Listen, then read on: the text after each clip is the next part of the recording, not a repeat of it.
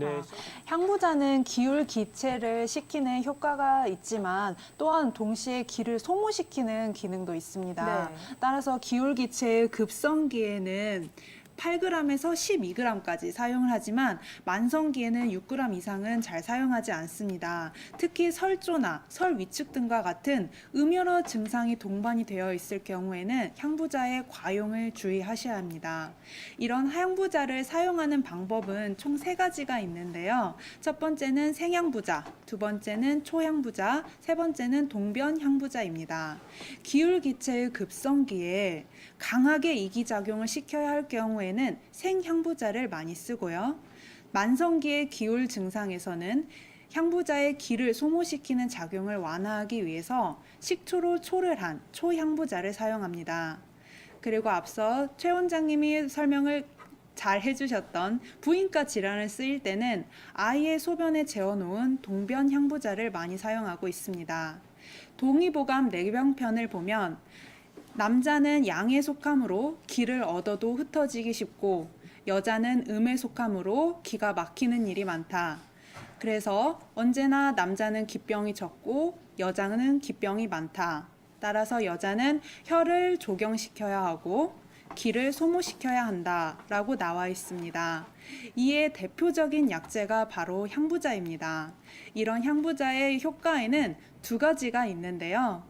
첫 번째는 기울을 풀어주는 이기 해울 작용이 있고요. 두 번째는 부인과의 성약이라고 하죠. 그래서 조경 효과가 있습니다. 기울을 해결하기 위해서 치료할 때 사용하는 가장 많이 쓰이는 조합으로는 향부자 합 진피나 향부자 합 소엽이 있고요. 부인과에 많이 쓰일 때는 향부자 합 청궁의 조합을 많이 사용하고 있습니다.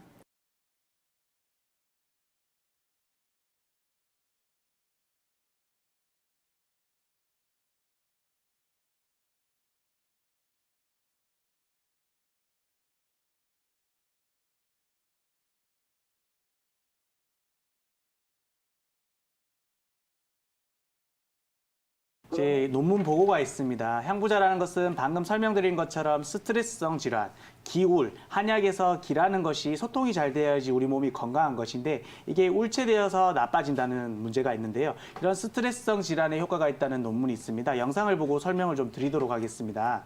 영상을 한번 보겠습니다. 네, 영상을 보시면 향부자라는 이 가장 대표적인 처방이 뭐냐면 교감단이라는 게 있습니다. 이 교감단을 투여를 했을 경우에 교감단이 투여가 됐을 때 나타나는 효능을 보여주는 거고요.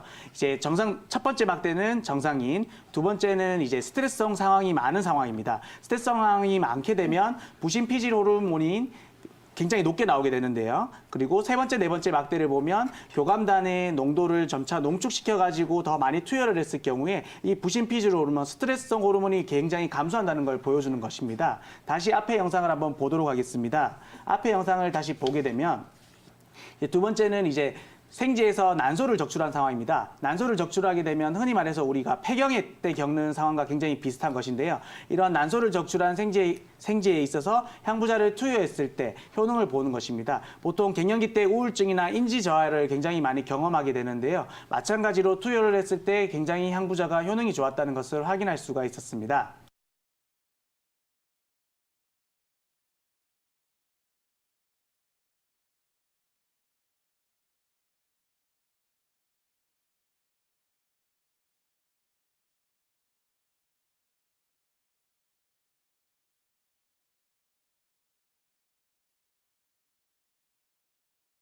향부자가 포함된 대표적인 처방은 행기향소산이라는 처방을 들 수 있는데요. 여기서 이제 들어가는 약재들이 여성의 칠정을 해결하는 각각의 우울되는 부분이 기냐, 혈이냐, 어떠한 부분이냐에 따라서 여러 가지 우울이 나타날 텐데요. 그거에 대해서 각각 해당되는 한약재를 통해서 치료를 합니다. 예를 들어 보면 향부자, 그리고 진피 이를 통해서 기를 풀고요. 그리고 소엽, 청궁 이를 통해서 혈우를 풀고요. 창출로 인해서 위장 질환에 우를 풉니다. 그리고 오약, 이것은 이제 차가운 기운을 풀어 해치는 좋은 약이고요. 그리고 지각, 그리고 강활, 마황 이런 것들은 이제 표피의 우를 풀어서 특히 여성의 여러 가지 우울증을 이제 다방면으로 풀 수 있는 대표적인 약입니다. 중국에서 가장 이제 유명하다고 이제 알려진 의사분, 한의사분이 계셨는데요. 그분에게 왕진을 갈 때 어떤 약재를 가져가실 건가요? 여쭤보면 두 가지 약재를 말을 하셨다고 합니다. 향부자와 황녀입니다. 향부자는 강력하게 울결을 풀고 그리고 병적인 열을 해결하는 것은 황년으로 해결한다고, 내가 두 개를 뽑는다고 하면은 향부자와 황년을 뽑는다고 할 정도로 향부자가 매우 중요한 약재라고 할 수 있습니다.